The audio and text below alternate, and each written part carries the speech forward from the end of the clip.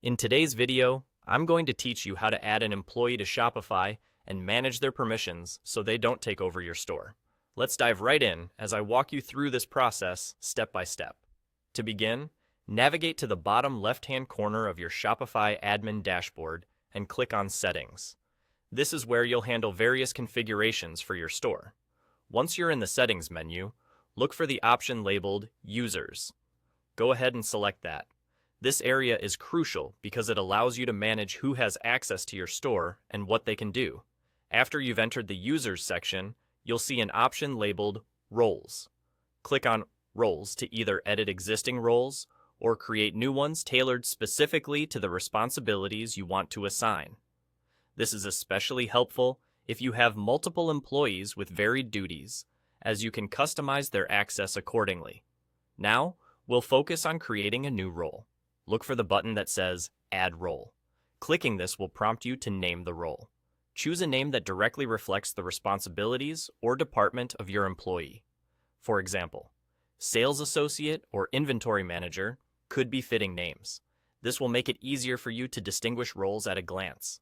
Adding a description is optional, but can be a useful way to remind yourself or inform others of the specific duties associated with that role. The next critical step is setting up permissions. You'll see a list of all the areas they could potentially access. Be intentional as you selectively check only the permissions relevant to their job within your Shopify store.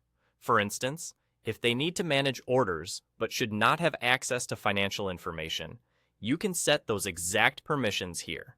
This granular level of control ensures that your employee has just the right access, nothing more, nothing less, thereby safeguarding the security and integrity of your store. Once you've thoroughly selected the necessary permissions, it's time to save your changes.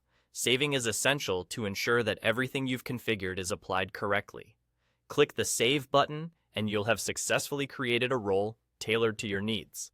Now, let's link this role to your employee. Head back to the main list of users. From here, you can easily assign the newly created role to your employee. Doing so will automatically limit their permissions to only those you have approved in the specific role, completing your setup. And there you have it, a succinct guide on adding an employee to Shopify and managing their permissions, ensuring they have access to only what's necessary for their role. This process will help maintain the smooth operation of your store, keeping all aspects well managed and secure.